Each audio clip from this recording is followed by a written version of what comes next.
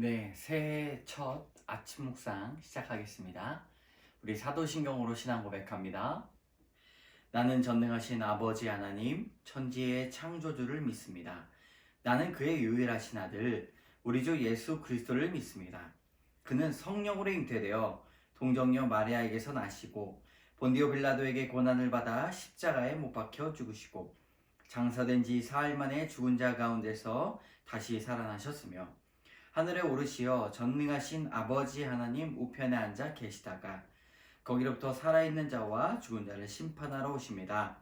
나는 성령을 믿으며 거룩한 공교회와 성도의 교제와 죄를 용서받는 것과 몸의 부활과 영생을 믿습니다. 아멘.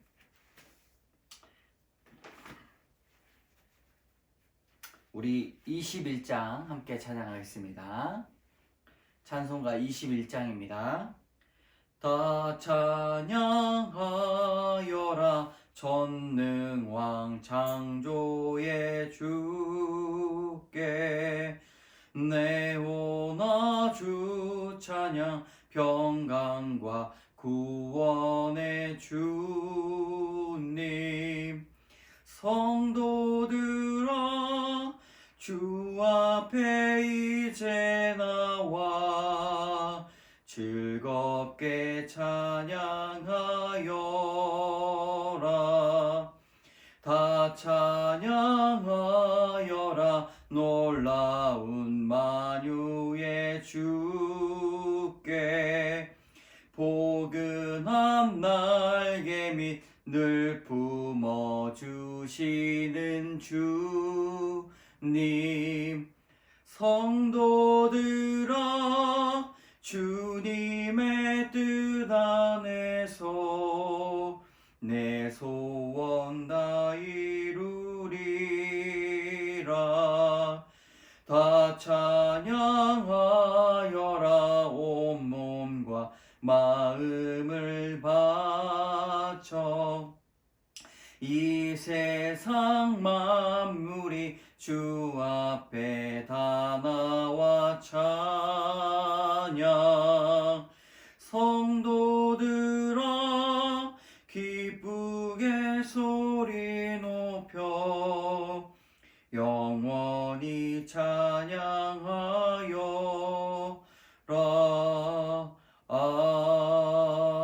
아멘. 오늘 주시는 아침 묵상의 말씀은 시편 19편의 말씀입니다. 시편 19편의 말씀 제가 봉독하겠습니다.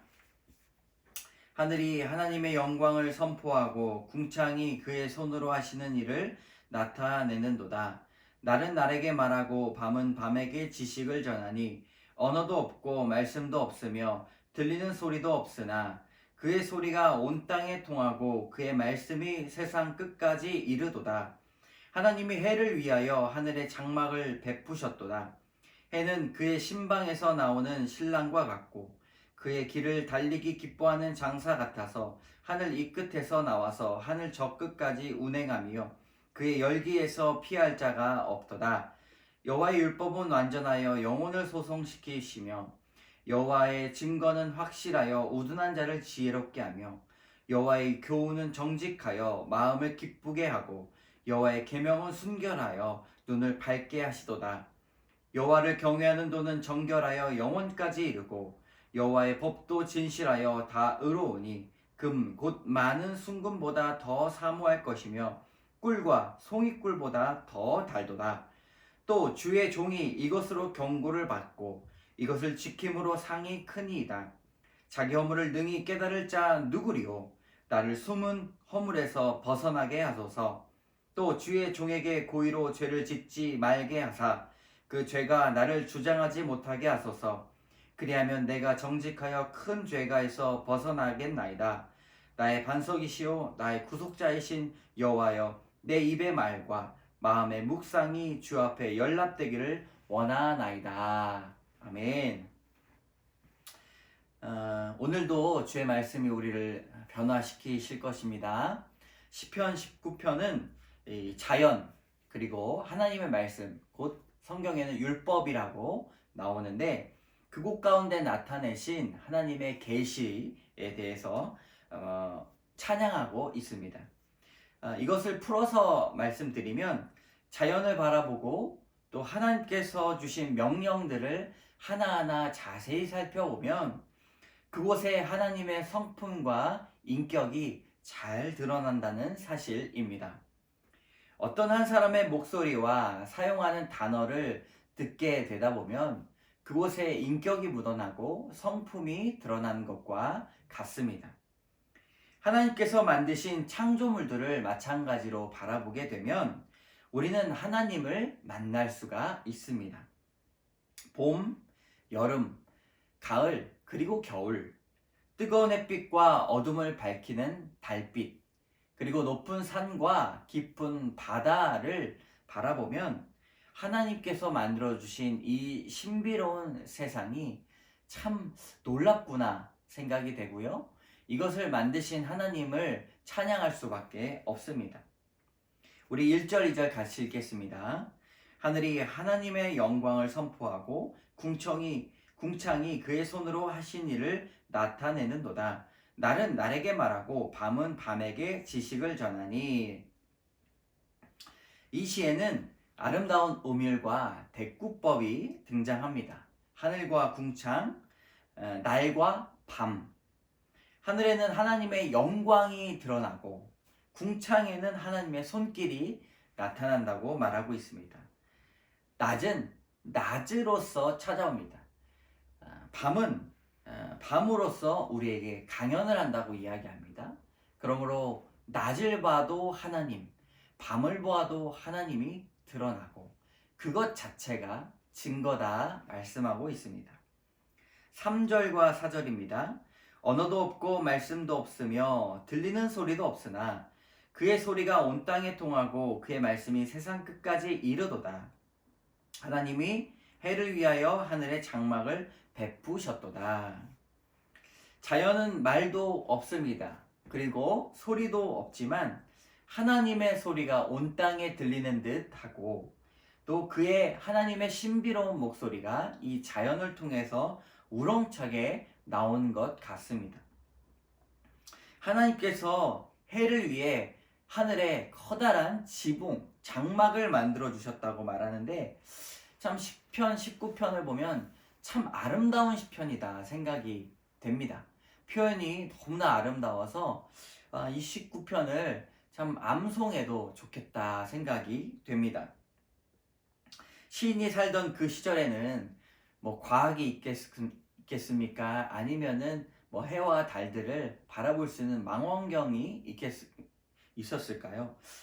없었지만 이 시인의 상상력은 참 놀랍구나 생각이 되고 저는 이 묵상할 때 시인의 상상력 또한 하나님께서 만드셨다라고 생각을 해보니 참 귀하고 귀한 시편임을 저는 알 수가 있었습니다. 자, 5절 6절입니다. 해는 그의 신방에서 나오는 신랑과 같고 그의 길을 달리기 기뻐하는 장사 같아서 하늘 이 끝에서 나와서 하늘 저 끝까지 운행하며 그의 열기에서 피할 자가 없도다. 아침에는 살포시 얼굴만 내밀는 아이들처럼 그렇게 수줍게 아침을 깨우고 있고요. 그리고 하루 종일 비치는 햇빛은 마치 달리기 하는 선수처럼 그 길을 달려간다고 말합니다. 결승점이 있는 선수처럼 열심히 그 길을 가는 햇빛을 바라보며 하나님의 놀라운 창조를 찬양했던 시인이 저는 한번 꼭 만나보고 싶습니다. 7절 8절입니다. 여호와의 율법은 완전하여 영혼을 소생시키며 여호와의 증거는 확실하여 우둔한 자를 지혜롭게 하며 여호와의 교훈은 정직하여 마음을 기쁘게 하고 여호와의 계명은 순결하여 눈을 밝게 하시는도다. 6절까지는 자연에 나타난 하나님이라고 한다면 7절부터는 율법에 나타난 하나님이십니다. 자연은 창조를 말하고 말씀은 예수님을 말한다고 볼 수가 있습니다. 시편을 묵상하는 것 중에 하나는 이곳에서 구약의 말씀이지만 예수님을 발견하는 것들도 하나의 묵상의 방법이다라고 여러 신학자들이 말하고 있습니다. 지금은 우리가 성경도 자세히 공부하고 좋은 말씀도 많이 있지만 이전에는 자연을 통해 하나님을 만나고 느끼고 고백했습니다. 7절에 그의 율법은 온전하여 영혼을 회복시킨다고 말하고 있습니다. 여호와의 증거는 삶의 이정표로 바른 길을 알려준다고 말하고 있습니다. 여호와의 교훈을 통해 우리는 진정한 기쁨이 무엇인지를 알 수가 있고요. 여호와의 계명은 우리의 영의 눈을 밝게 만듭니다. 이곳에서 율법, 증거, 교훈, 계명 반복되지만 또 다른 표현들은 이것은 하나님의 말씀을 나타낸다라고 이야기합니다. 우리 9절 10절입니다. 여호와를 경외하는 너는 정결하여 영원까지 이르고 여호와의 법도 진실하여 다 의로우니 금 곧 많은 순금보다 더 사모할 것이며 꿀과 송이꿀보다 더 달도다 말씀하고 있습니다. 이 꿀과 송이꿀보다 단 하나님의 말씀을 너무나 잘 표현한 것 같습니다. 9절을 보면 영혼을 선포하는데 신약에서의 그리스도를 영원한 생명을 얻게 하는 그 지혜가 구약에도 바로 9절에도 나오고 있습니다. 10절에 보면 어떠한 갖은 보석, 금덩어리보다 더 멋지고 화려하고 또 꿀과 송이꿀보다 더 단 하나님의 말씀. 예전에는 설교를 3시간씩 했던 시절이 있다고 들었습니다.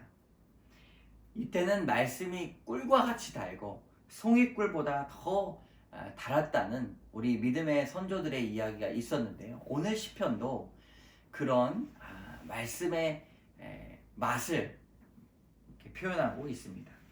우리 11절 12절 또 주의 종이 이것으로 경고를 받고 이것을 지킴으로 상이 크니이다. 자기 허물을 능히 깨달을 자 누구리요? 나를 숨은 허물에서 벗어나게 하소서. 이것으로 경고를 받는다 말하는 것은 하나님의 말씀으로 우리 인생의 이정표를 세운다라는 것입니다. 11절은 주를 따르는 자들이 위험에 자기 인생의 위험을 인지한다고 하는데요. 그런 것이 위험인지 아닌지를 깨닫게 하는 것이 말씀이라고 합니다. 살면서 위기의 대부분은 나 자신으로부터 시작된 것들이 많이 있습니다. 나의 교만, 나의 죄, 그런 것들을 밝히 보게 하는 하나님의 지혜가 하나님의 율법에 속해 있습니다. 날마다 기도로 우리를 돌아보고 주의 말씀에 우리를 견주어 보고 빗대보고 우리의 심령을 깨끗하게 샅샅이 뒤져 볼 수 있어야 합니다. 우리 13절의 말씀 또 주의 종에게 고의로 죄를 짓지 말게 하사 그 죄가 나를 주장하지 못하게 하소서. 그리하면 내가 정직하여 큰 죄가에서 벗어나겠나이다. 우리가 스스로 지킬 수 있습니까? 지킬 수 없습니다. 죄에서부터 지키고 자유롭게 할 수 있는 것은 오직 주님이 주신 율법, 하나님의 말씀뿐입니다. 나를 주장하지 못하게 한다는 말은 내가 주님을 대신하는 할 수 있다는 생각을 없애는 것입니다. 죄가 무엇입니까? 죄라는 단어를 쉽게 설명하면 내가 주님의 자리를 대신할 수 있다는 생각입니다. 나의 주인이 내가 된다는 사실이죠. 그러나 우리가 하나님을 주인으로 모시면 우리 인생에 있어서 밝히 영의 눈이 열리고 또 위험을 인지하고 또 갈 길을 안전하게 갈 수 있는 귀한 일들이 벌어집니다. 오늘 시편 19편을 통하여서 나누고자 하는 우리 두 가지 교훈. 첫 번째, 말씀은 완전합니다. 우리 7절 여호와의 율법은 완전하여 영혼을 소생시키시며 여호와의 증거는 확실하여 우둔한 자를 지혜롭게 하며. 하나님의 말씀은 우리의 식사입니다. 우리를 완전케 하는 귀한 도구이죠. 계속해서 이런 고백들을 한번 해보면 어떨까요? 때로는 우리를 숨 쉴 수 있게 하는 산소통, 우리를 살게 하는 심폐소생술, 하나님의 말씀이 이렇다는 것입니다. 하나님의 말씀과 하나님의 율법은 나침반이요, 내비게이션이요, 그리고 우리의 뼈를 바라볼 수 있는 MRI요, 엑스레이이고, 우리를 알게 하는 음주 측정기이며, 우리를 바라볼 수 있게 세상을 보는 것이 쌍안경입니다. 우리의 인생을 자세히 들어볼 수 있는 돋보기이며, 하나님의 말씀은 우리를 멈추게도 하고 속도를 줄이게도 하는 속도 방지턱이고, 그리고 우리를 좌우 유턴을 할 수 있게 하는 신호등입니다. 하나님의 말씀은 완전합니다. 우리의 인생을 완전하게 이끌고 가실 수가 있습니다. 여러분, 하나님의 말씀을 인정하시고 신뢰하시기 바랍니다. 두 번째 교훈, 우리말의 묵상을 하나님께서 들으십니다. 14절, 나의 반석이시오 나의 구속자이신 여호와여, 내 입의 말과 마음의 묵상이 주님 앞에 연락되기를 원하나이다. 말씀을 읽고 우리 마음에 묵상이 떠오릅니다. 하나님의 말씀을 읽고 또 읽고 곱씹어 보면 우리 마음에 주님 주신 생각이 떠오릅니다. 주의 말씀을 들으면 우리의 마음이 움직이고 반응한다는 것이죠.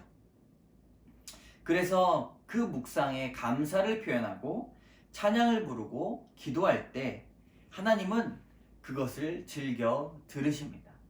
우리의 묵상을 연락해 주십니다. 하나님께서 연락해 주시고 우리 인생에 촉촉한 은혜의 비를 날마다 허락해 주십니다. 묵상은 하나님과 대화하는 첫 번째 하나님의 말씀에 대한 발걸음입니다. 여러분, 아침마다 이루어지는 이 시편의 말씀의 묵상이 주께 연락되기를 간절히 원합니다. 함께 기도하겠습니다. 참 좋으신 하나님, 감사합니다. 하나님의 말씀은 완전합니다.